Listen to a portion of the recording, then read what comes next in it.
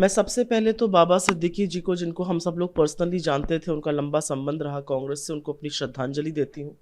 उनके परिवार को, मित्रों को, शुभचिंतकों को अपनी संवेदनाएं व्यक्त करती हूँ। मैं अभी भी ईश्वर से प्रार्थना कर रही हूँ कि उनका परिवार इस दुख से उबरने का संबल पा सके, जीशान जिनको हम सब जानते हैं।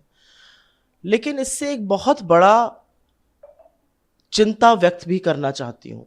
आज महाराष्ट्र में जिस तरह से कानून व्यवस्था दम तोड़ चुकी है, वो अपने आप में एक गंभीर विषय है। कभी लाइव टीवी पर किसी की हत्या हो रही है, कभी पुलिस थाने में गोलीबारी हो रही है। ये Y+ कैटेगरी इनकी सिक्योरिटी थी, इनके साथ NSG होते थे, और उसके बाद दिन दहाड़े दशहरे के दिन, जिस दिन इतना पुलिस का बंदोबस्त था, हत्यारे आते हैं, हत्या करके चले जाते हैं। ये क्या दिखाता है आपको महाराष्ट्र में कानून व्यवस्था ने पूरी तरह से दम तोड़ दिया है। मुझे एक बात का दुख है, और दुख इस बात का है कि वो बांद्रा से चुने गए थे, वहां के नेता हैं, और वहां पर आज रेल मंत्री जाकर एक अनावरण करने जा रहे हैं, एक उद्घाटन करने जा रहे हैं। अरे आपके एलाई थे, इस समय वो अजीत दादा की पार्टी के मेंबर थे। मतलब कुछ तो एक मानवता के नाते आप उस प्रोग्राम को कैंसिल कर देते। आपकी अपने एलाई के प्रति इतनी श्रद्धा, इतनी संवेदना नहीं है। मैं जो हुआ वो दुखद है, लेकिन जो हुआ उसने महाराष्ट्र की कानून व्यवस्था के परखच्चे उड़ा दिए। राहुल गांधी जी ने भी एक ट्वीट करके सवाल उठाया है कि ये भयावह घटना है, कानून व्यवस्था पूर्ण विफलता है, उजागर करती है, सरकार की जिम्मेदारी लेनी चाहिए और न्याय मिलनी चाहिए इनको। बिल्कुल, और जो मैंने पहले कहा, जो राहुल जी कह रहे हैं, वो आज सवाल सबके दिमाग पे है, वो आज सवाल सबकी जुबान पर है।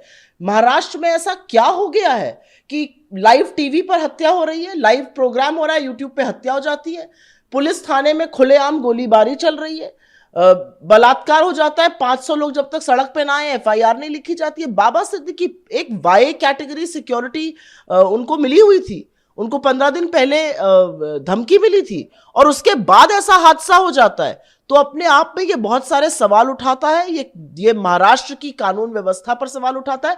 और मेरा अपना मानना है कि जो तिगाड़ी की सरकार महायुति की चल रही है, इनका भ्रष्टाचार से ही मन नहीं भर रहा है, या आपसी दंगल में इतने उलझे हुए हैं कि इनको कानून व्यवस्था से कोई सरोकार नहीं है।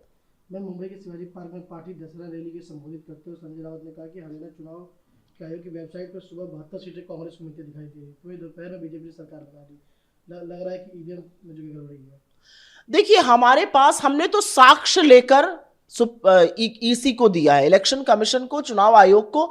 हमने साक्ष्य के साथ सिलसिलेवार तरीके से, बिंदुवार तरीके से, जो कंस्टिट्यूएंसीज में गड़बड़ी हुई, पूरे दिन EVM यूज हो रही है, फिर स्ट्रांग रूम में रखी हुई है, और उस पर 99% बैटरी है। ये बहुत सारे विधानसभाओं में हुआ, हमने वो दिया। उन सारी EVM पर हम हार रहे हैं। हमने डेटा दिया, जिस तरह से 61% वोट शेयर आता है जब चुनाव होता है, वो बढ़ के 67% होता है। ये हमने लोकसभा चुनाव में भी होते हुए देखा था। हमने तो डेटा देकर चुनाव आयोग से कुछ सवाल किए हैं। अगर चुनाव की निष्पक्षता पर, अगर चुनाव की गंभीरता पर सवाल उठेगा, तो चुनाव आयोग को उस पर जवाब देना पड़ेगा। आज की तारीख में लोगों को यह यकीन है कि कुछ ना कुछ गड़बड़ी हो रही है, और साक्ष्य भी उस तरफ आपको दिखते हुए दिख रहे हैं। उद्धव ठाकरे ने न्यायाधीश पर सवाल उठाते कहा है कि CJI कहना चाहता हूं कि अगर आप इतिहास बनाना चाहते हैं तो सही फैसला दें, केवल आप बोल रहे हैं, कोई फैसला नहीं दे रहे। आप नरेंद्र मोदी की बातें ना करें, ये ठीक है, लेकिन अगर कोई फैसला नहीं देते हैं तो न्यायपालिका का विश्वास उठ जाएगा, लोग न्यायपालिका विश्वास। मेरे हिसाब से जिस तरह से महाराष्ट्र में जनमत की चोरी हुई, जिस तरह से महाराष्ट्र में एक असंवैधानिक तरीके से सरकार बनाई गई, जिस तरह से एक पार्टी को तोड़ा गया, उसका सिंबल, उसकी प्रॉपर्टीज चोरी करी गई, हम ये आशा कर रहे थे कि ये इस देश का उच्चतम न्यायालय उसको गंभीरता से लेगा और उस पर एक ऐसा जजमेंट देगा जिससे बाकी जगह बीजेपी और उनके जैसे दल ये करने से बचेंगे। लेकिन ऐसा नहीं दिखा। तो मैं उद्धव जी की जो संवेदना है, उद्धव जी की जो तकलीफ है, उसको समझती हूं। और बिल्कुल मुझे लगता है न्याय से बड़ा जस्टिस होते हुए दिखना भी उतना ही जरूरी है जितना जस्टिस करना। तो हम इतिहास के पन्नों में अपने कामों से याद किए जाएंगे। कांग्रेस अध्यक्ष खड़गे जी ने मोहन भागवत के कल के बयान में कहा है कि संघ जो है देश में फूट डालना, नफरत डालना और फैलाने की कोशिश करती है। संघ देश के आरक्षण खत्म करना चाहती है, लोकतंत्र खत्म करना चाहती है और मुसलमान के बारे में गलत बयानबाजी करती है।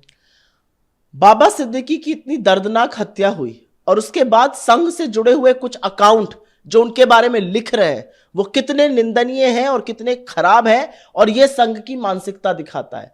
संघ में नागरिकों को जो उनके साथ नहीं है उनको दोयम दर्जे का माना जाता है, चाहे वो महिलाएं हो, चाहे वो दूसरे तरह के लोग हो, या वो मुसलमान हो, या कोई वो और अल्पसंख्यक हो। मेरा अपना मानना है जिस तरह की नफरत की राजनीति संघ बोती है और उसको फिर पनपाने के लिए उसमें नफरत का खाद, नफरत का फर्टिलाइजर डाला जाता है, वही उस चीज को उजागर करने के लिए कांग्रेस अध्यक्ष खड़गे जी ने दो टूक बात कही है कि जो लोग नफरत की बात करते हैं वो ये समझे कि हम आपकी नफरत को अपनी मोहब्बत से हराएंगे। हम जोड़ने की बात करते हैं, आप लगातार तोड़ने की बात करते हैं। जिस देश का प्रधानमंत्री मंच से मुजरा, मुसलमान, शमशान, कब्रिस्तान, किसके कपड़े से कौन पहचान लिया जाता है, इस तरह की बातें करेगा तो उनका और संघ का क्या संबंध है, ये सब जानते हैं। संघ ने लगातार इस देश को तोड़ने की बात करी है। संघ की विचारधारा से प्रभावित होकर गोडसे ने गांधी की हत्या की है, तो संघ किस मुंह से बात करता है इस देश को जोड़ने की? वो इस देश को कभी नहीं जोड़ सकते।